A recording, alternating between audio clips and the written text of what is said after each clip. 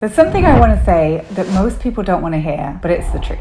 Most relationships don't fall apart because of one big betrayal, one huge fight, or one dramatic moment. They fall apart slowly, quietly, and unintentionally. They fall apart because of small behaviors that feel reasonable in the moment. Behaviors that feel like self-protection. Behaviors that feel justified. And if you feel disconnected from your partner, if you're stuck having the same arguments over and over again, or if you're quietly wondering whether this relationship can actually be fixed, this video is for you. And I want to be very clear about something before we go any further. This is not a video about blaming yourself. This is not about taking all the responsibility or excusing harmful behavior. This is about understanding where your power actually is. Because the truth is, the only part of the relationship you can control is how you show up inside of it. And in this video, I'm going to walk you through the 5 things that you may be doing, often without realizing it, that are quietly ruining your relationship. I'm going to explain what these behaviors look like in real life, why they develop, and how they slowly change the emotional dynamic between you and your partner. I also want to explain what needs to shift if you want to stop repeating the same patterns and start creating real connection again. If you can stay open while watching this, you might start to see your relationship in a completely different way. And before we talk about these 5 things themselves, we have to talk about why these patterns exist at all. Because nobody wakes up one day and thinks, I'm going to sabotage my relationship. These patterns are not character flaws. They're adaptive responses. They develop after you've had some sort of emotional pain, after you've been disappointed, after you've felt unseen, unheard, rejected, or misunderstood over time. Your nervous system is always trying to protect you. It's trying to keep you safe. So when something hurts you repeatedly, your system learns how to avoid that pain. You don't consciously choose these patterns. They happen automatically as a response. What once protected you emotionally can actually eventually become the very thing that creates that distance in your relationship. Relationships are emotional systems. They're not just communication contracts. They're shaped by your nervous system responses, by emotional safety, and how 2 people regulate stress together. When one person feels unsafe emotionally, they adapt. They withdraw, they become defensive, they stop initiating, or they start controlling the outcome. And over time, these adaptations become habits. And the problem is that most people don't recognize these habits as protective responses. They're just like, this is how I am, or this is what I have to do to survive in this relationship. I've experienced this personally in my own marriage. There was a point that I genuinely believed I was being calm, logical, mature, but in reality, I was emotionally shut down. I had stopped sharing from my heart how I felt because it felt just pointless. I stopped initiating connection because I didn't want to feel rejected, and it kind of felt awkward. And what I thought was strength and independence was actually protection. And that protection was slowly creating distance between us. And once I understood this, everything changed. Now, let's talk about the 5 patterns that show up when these patterns are running your relationship. One of the most common things people do is wait. I see this all the time. You wait for your partner to be nicer, more affectionate, more consistent, more emotionally available before you soften or before you open up. You might say things like, once they show me that they're serious, then I'll try. I've already done enough. It's their turn. I haven't done anything wrong. And waiting feels fair, but it keeps you in this stuck loop. When both people are waiting for proof that it's safe, nobody moves. I see this all the time with clients, and I lived it myself. I didn't realize how much I was withholding emotionally until I asked myself why nothing was changing. And the truth was that I was waiting for reassurance before I was offering connection myself. And because relationships work like a mirror, the universal law of reflection is in play. If you're waiting for them to be nice until you're nice, they will be waiting for you. When you go first, you set the ball in motion and create momentum for real change. Relationships don't heal when both people are standing still. They heal when one person decides to lead emotionally instead of waiting for permission. Now, this one is subtle and dangerous because it often looks like maturity. And that's when you stop bringing things up because you don't want another fight. You stop sharing your deeper feelings because you feel like they don't matter anyway, so what's the point? You start to handle things on your your own because it feels easier than asking. And over time, you become emotionally self-sufficient inside of the relationship. And it kind of feels strong, but it kills the emotional intimacy in the relationship. I remember realizing that my partner didn't actually know what I was feeling anymore. He couldn't feel me. He didn't even know me. And not because he didn't care, but because I'd stopped letting him in. I'd gotten so used to the status quo and I didn't want to rock the boat. And so protection may keep you from feeling pain, but it also keeps you from feeling closeness, because vulnerability is the doorway to connection. And when you close the door, the emotional intimacy disappears. And this is where a lot of long-term relationships get stuck. You know your side of the story. You've gone through it. You've explained it. You've justified your feelings, and you might be completely right, but being right doesn't create emotional safety. And so this one, when conversations become about you defending yourself, correcting your partner, or proving a point, connection gets lost. Your partner might stop engaging, and not because they don't care, but because they don't feel safe to stay open. I had to learn that clarity without compassion doesn't heal anything. And so if there's no love underneath the surface, understanding doesn't come from winning an argument. It comes from feeling seen and heard and helping your partner to be seen and heard. And one of the most important shifts that you can make is asking yourself whether your goal is to be understood or whether your goal is to be connected, because those two require very different approaches. One is, this can be uncomfortable for people to admit. And over time, you might start looking for your partner to make you feel that love, chosen, secure, and emotionally okay feeling. And when they don't meet those expectations, your resentment builds. Nobody can carry the emotional responsibility for your well-being. That pressure will eventually lead to withdrawal in your partner or burnout on their side. I learned that when I stopped expecting my partner to regulate my emotions and I started taking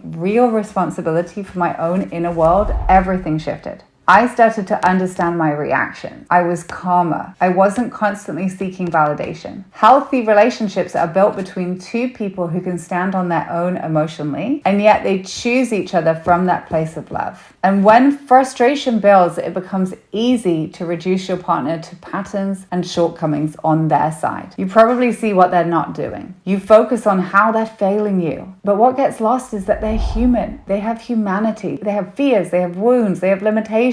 They have their own nervous system responses. And this doesn't mean that you excuse harmful behavior or you stay in an unhealthy situation, but it does mean that you remember that you're actually in a relationship with another human being, and they're not just a problem to fix. So when contempt, dismissal, or emotional superiority enters your dynamic, repair becomes very difficult. And when you're compassionate, it doesn't mean that you agree, but it does mean that you create space for connection. So here's what I want you to take away from this. Your relationship isn't broken because you're failing. It's strained because you have unconscious patterns that have been running your relationship dynamic. And awareness is always the first step, but awareness is nothing on its own. Most people hear this information and immediately try to do more things, talk more, explain more, change their behavior with an agenda. But without realizing it, they actually push their partner further away. If you want to know what the biggest mistakes are that people make when you're trying to fix their relationships and why those efforts often backfire, you might want to see the next video to avoid that.